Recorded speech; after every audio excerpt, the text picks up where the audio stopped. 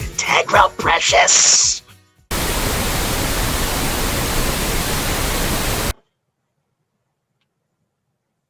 Politics.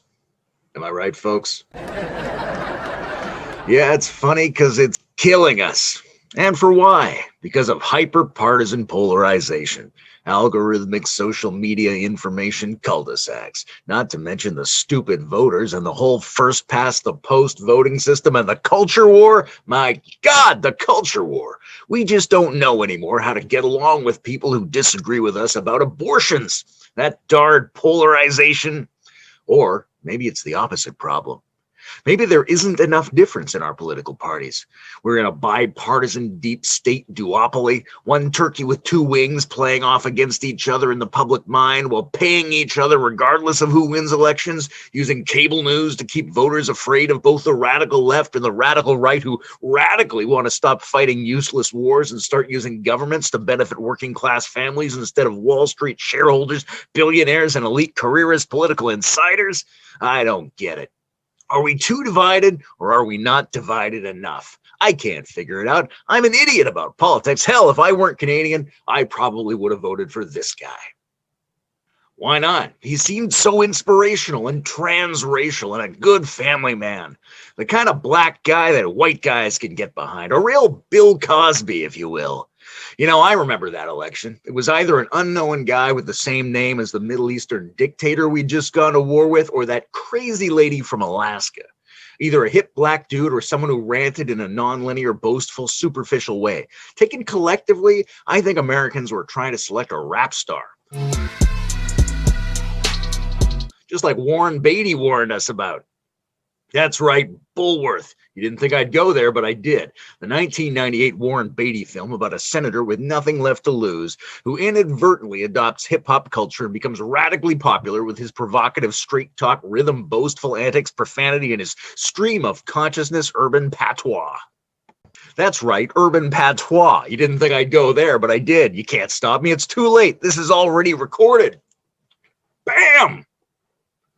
Anyway, I liked that dude. I wouldn't mind having a beer with him. He seems smart, humanist, well-intentioned, humorous, witty, a good manager, even though a lot of folks say he was a shill for Wall Street and the insurance companies, and so wildly conformist and moderate that DNC muckety-mucks even preferred him to Mrs. Nixon here. So what the hell? I read his new book. Well, I read his new book because of this guy. It's called The Promised Land, Volume 1, Obama's third autobiography.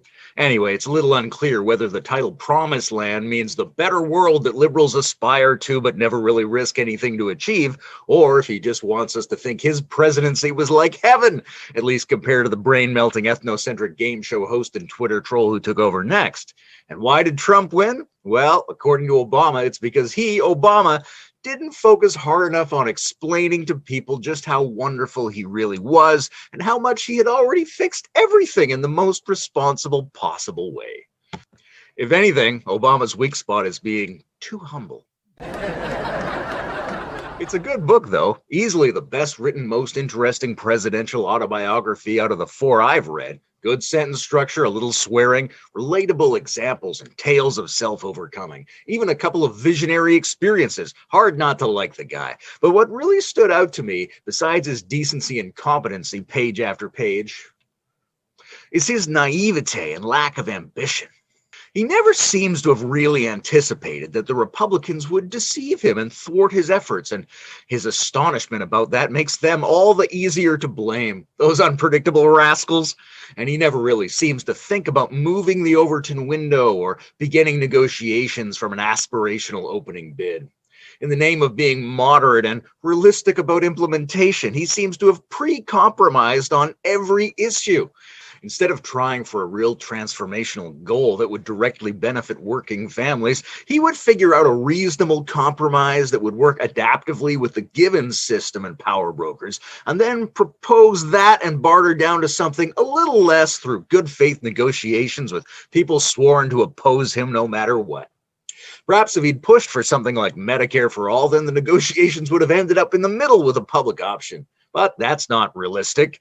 All of his frequently incorrect careerist advisors with ties to Wall Street agreed that just wouldn't work. Indeed, start with the possibility of the public option and barter your way down to the Romney plan, which legally forces everyone to use the corrupt medical insurance companies. You know, like every other civilized country doesn't. But hey, I'm not saying he was worse than his predecessor or successor.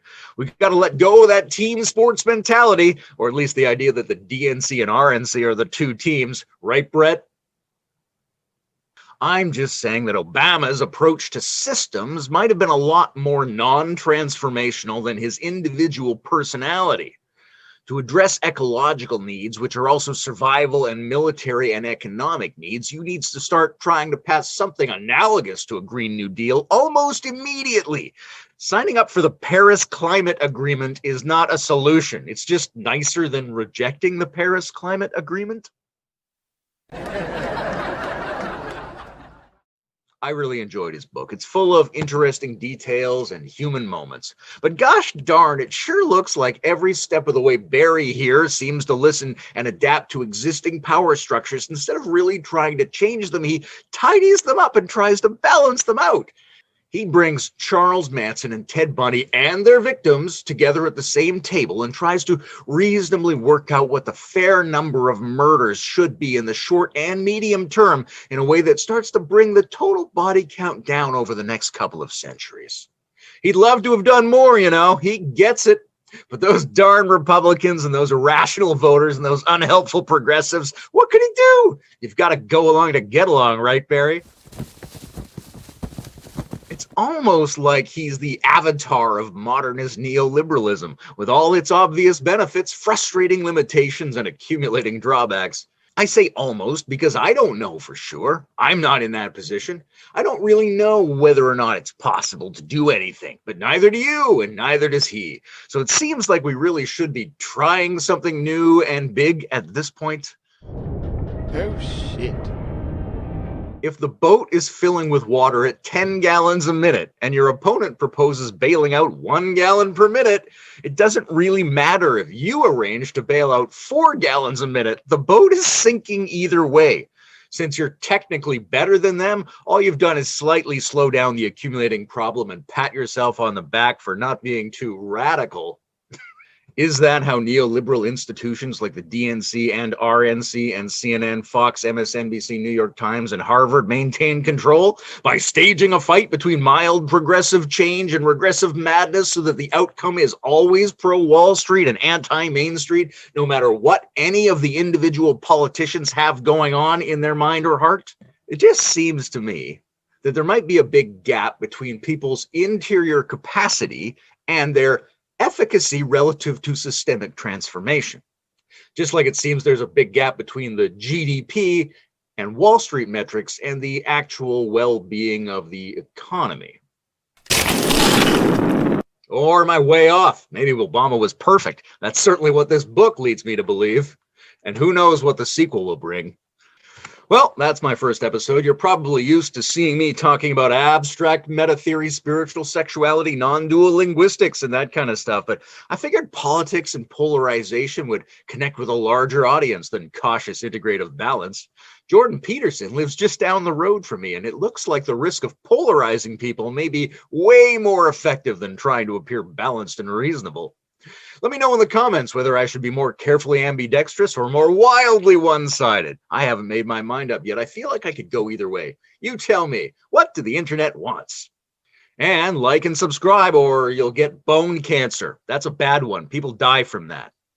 Plus, hey, welcome to Ultrapolitique.